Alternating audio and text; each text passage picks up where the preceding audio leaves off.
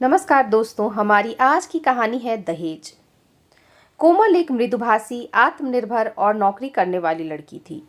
अपनी शिक्षा पूरी करने के बाद वह एक अच्छे पद पर कार्य कर रही थी। उसके माता पिता ने उसे अच्छी शिक्षा दी और उन्हें अपनी बेटी पर गर्व था। कोमल की शादी एक सॉफ्टवेयर इंजीनियर अभिषेक से तय हुई थी, लेकिन अभिषेक का परिवार गांव में रहता था। दोनों की शादी बड़े ही धूमधाम से संपन्न हुई। शादी के बाद अभिषेक के गांव में आने पर नई दुल्हन का स्वागत भी काफी गर्मजोशी से किया गया। कोमल गांव के रीति रिवाजों से जरा कम ही वाकिफ थी, लेकिन उसके मधुर स्वभाव के कारण परिवार के लोग उसे काफी पसंद करने लगे। लेकिन जैसे जैसे शादी की भीड़भाड़ कम होने लगी, मेहमान अपने घरों को जाने लगे, उसके कानों में कम दहेज लाने जैसी बातें सुनाई पड़ने लगी। खास करके उसकी छोटी ननंद गुंजन, जिसका विवाह 2 वर्ष पहले ही हो चुका था, अब वह अक्सर ही उसके कमरे में आकर हंसते कई बातें सुनाया करती। चाचा जी के बेटे की शादी में एक से बढ़कर एक सामान दिया था उनकी बहू के मायके वालों ने। कपड़े और गहनों की तो बात ही मत पूछो।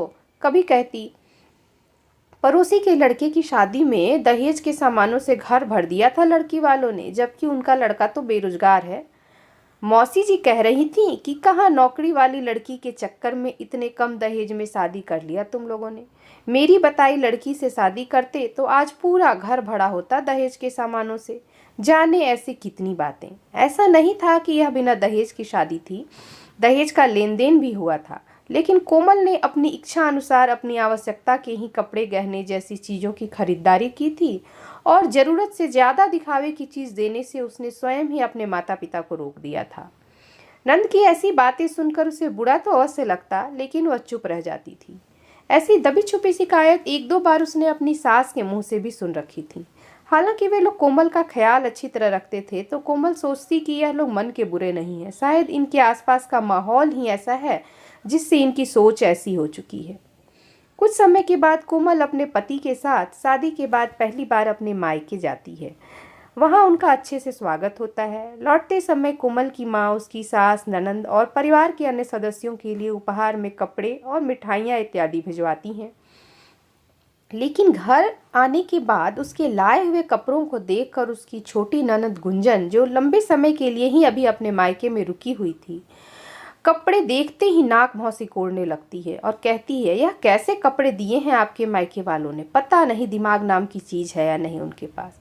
कहने को शहर में रहते हैं और पसंद, एक मेरी माँ ने दहेज दिया था मेरे ससुराल वालों को। वाह।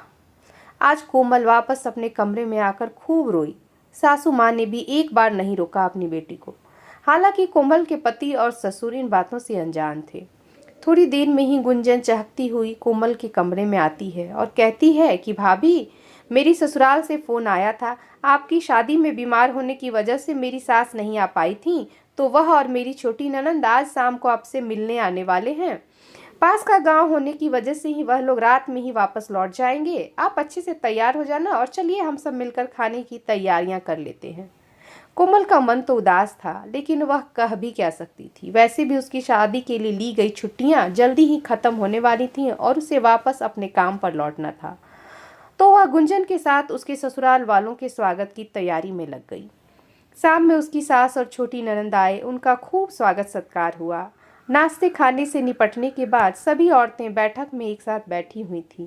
मानना पड़ेगा समधन जी, आपकी बहू है बड़ी सुंदर, ऊपर से पढ़ी लिखी और नौकरी करने वाली। अरे बहू, तुम्हारे कानों के झुमके के डिजाइन बड़े सुंदर हैं और यह गले का चैन भी काफी भारी लगता है। हाँ आंटी जी, यह मेरी माँ ने दिए हैं।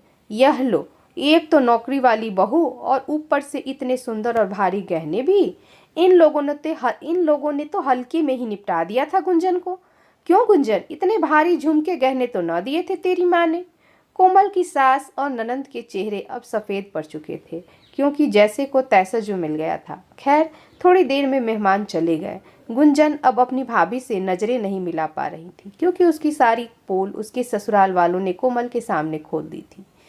कोमल ने गुंजन का हाथ पकड़कर कहा, आपको शर्मिंदा होने की ज़रूरत नहीं है। शायद जैसा व्यवहार आपके ससुराल वालों ने आपके साथ किया, वही आप मुझे लौटा रही थी। दहेज रूपी इच्छाओं और आशाओं का कोई अंत नहीं होता। हर माँ बाप अपनी बेटी के लिए अपनी तरफ से अच्छा ही करते हैं, लेकिन दहेज के लालच में ससुराल में औरत ही औरत के साथ बुरा व्यवहार करने लगती है। गुंजन को अपने व्यवहार पर पछतावा होता है और वह अपनी भाभी से अपने किए के लिए माफ़ी मांगती है। Thanks for watching and please like, share and subscribe to our channel.